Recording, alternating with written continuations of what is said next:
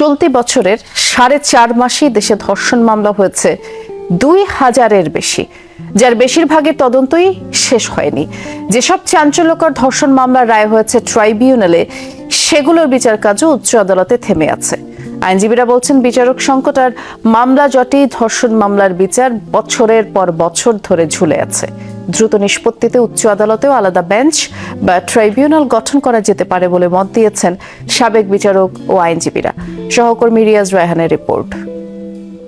দর্শক, ধর্ষণের মামলাগুলোর ভবিষ্যৎ সম্পর্কে বিস্তারিত জানার আগে বেসরকারি সংস্থা আইন ও সালিশ কেন্দ্রের কিছু তথ্যের দিকে নজর দেওয়া যাক। সংস্থাটি এবছরের জানুয়ারি 1 তারিখ থেকে মে 15 পর্যন্ত যেসব তথ্য সংগ্রহ করেছে, তার মধ্যে এই তথ্যগুলো দেখা যাক। যেখানে বলা হচ্ছে, 4 মাসে ধর্ষণের ঘটনা ঘটেছে 118টি, হত্যা হয়েছে 14টি, ধর্ষণের চেষ্টা হয়েছে 46টি, আর চেষ্টার পর হত্যা হয়েছে 3টি।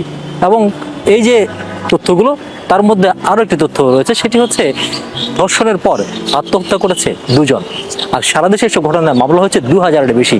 এই যে এত মামলা, সেসব মামলার আসলে ভবিষ্যৎ কি? কয়জনই বা বিচার পায়?